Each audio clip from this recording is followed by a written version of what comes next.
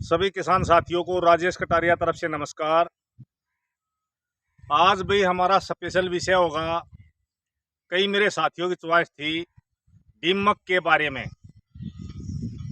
तो कई मेरे किसान साथियों की और कई का क्या ज़्यादातर 90 से लेकर और 95% किसान साथी दीमक को बहुत बड़ा दुश्मन समझते हैं।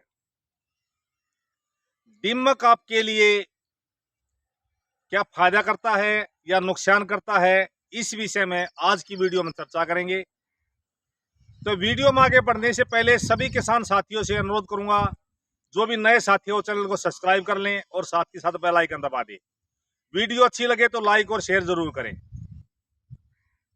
तो साथियों, सबसे पहले मैं उन किसान भाइयों के लिए बात करूंगा जो दीमक की रोकथाम करना चाहते हैं। वैसे तो मैं दीमक को बहुत बड़ा किसान का मित्र मानता हूं, लेकिन फिर भी जिस किसान को ये संख्या हो, अगर मेरे को दीमक से ज़्यादा नुकसान हो रहा है मेरे खेत में, तो उस विषय में बात करूंगा। बहुत ही आसान तरीका है। जब भी अपने खेत के अंदर आप पानी लगाएं तो 200 से 250 ग्राम हींग को किसी भी कपड़े में बांध के, और जहां से आपका पानी चल रहा है,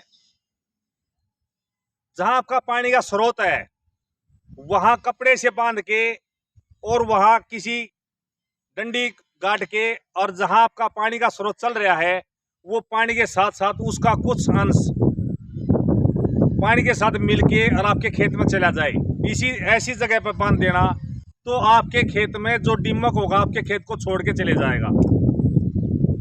अब बात करेंगे भाई, दीमक किसान का मित्र है कि दुश्मन है।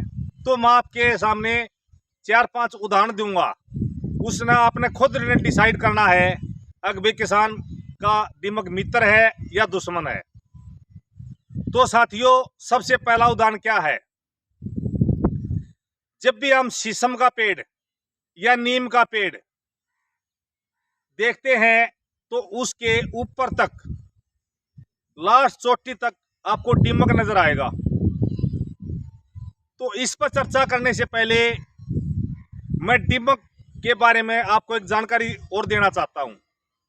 दीमक एक बात कहता है, एक चीज होती निर्जीव जिसके अंदर जीव नहीं होता, एक होती है सजीव।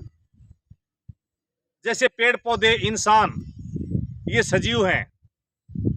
जैसे लकड़ी, फर्नीचर वगैरह, ये निर्जीव हैं। तो दीमक एक बात कहता है, निर्जीव चीज को तो छोड़ूंगा नहीं और सजीव को कोई भी नुकसान नहीं पहुंचाऊंगा। अब बात आती है भाई, पेड़ के ऊपर हम कहते हैं लास्ट स्टेज तक दीमक नजर आता है, लेकिन हमने देखा होगा सफेदा है, या भी जिसका तना, जैसे जामुन है, जिसका तना चिकना है, उस पर आपने दीमक कभी नहीं देखा होगा।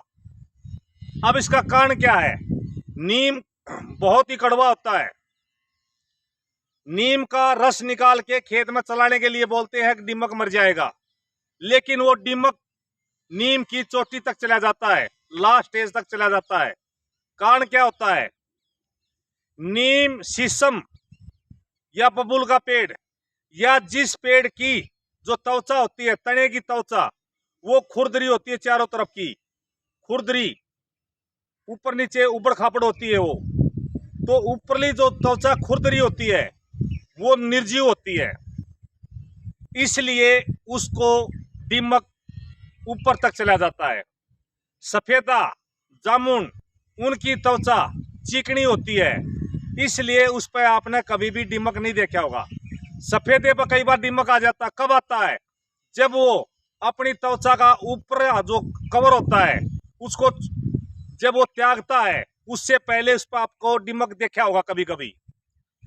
जब जिस टाइम पे ऊपरली कवर को सफेदा त्याग देता है, क्योंकि उसकी एक समय होता है, जैसे जैसे त्वचा पुरानी होती चली जाएगी तो वो उस त्वचा को छोड़ने की कोशिश करता है, तो ऊपरली जो त्वचा होती है वो निर्जीव हो जाती है, उसको छोड़ देता है।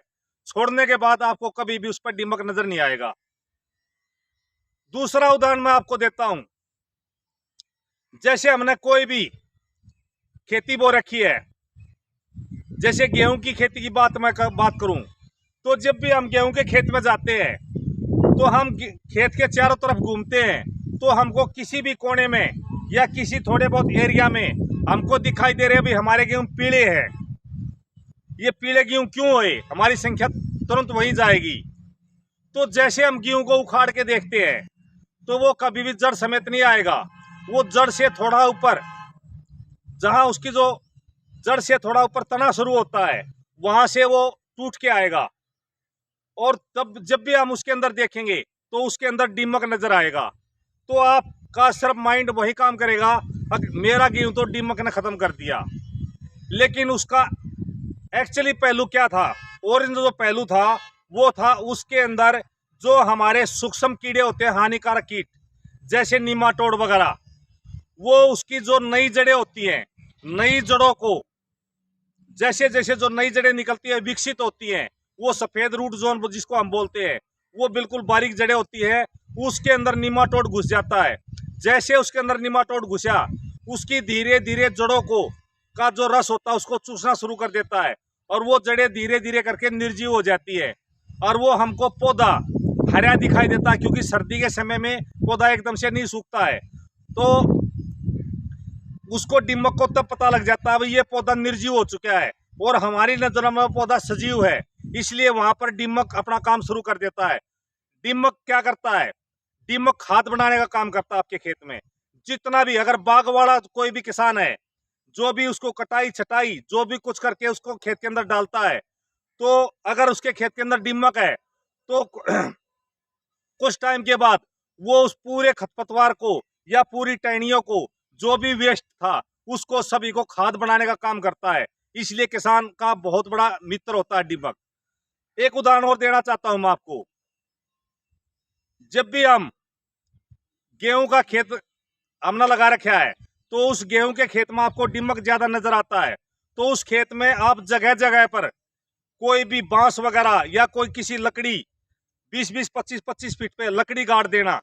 और जैसे आप लकड़ी गाड़ेंगे तो कुछ टाइम के बाद आप देखेंगे आपके और जो एरिया है, उस एरिया में आपका गेहूं अगर बाई द वे 2 या 2.5 फीट का होगा, तो जहां आपने बांस या लकड़ी को गाड़ा है वहां पर कम से कम भी 3-4 इंची 5-6 इंची आपको और लंबा मिलेगा।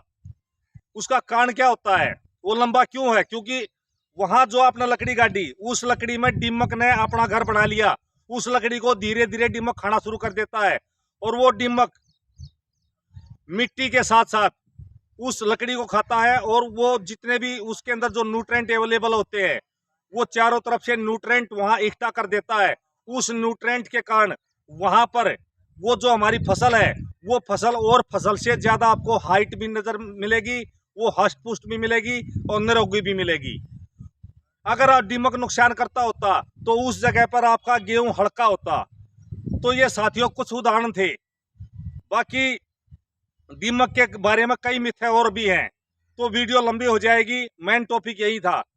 लेकिन अगर फिर भी अगर किसान दीमक से परेशान है, तो मैंने वीडियो के शुरुआत में फार्मूला आपको बता रखा है, आप वो फार्मूला अपना सकते हैं। तो आज की वीडियो में इतना ही। वीडियो देखने के लिए सभी साथियों का धन्यवाद। जय हिंद, जय भारत, जय माता दी।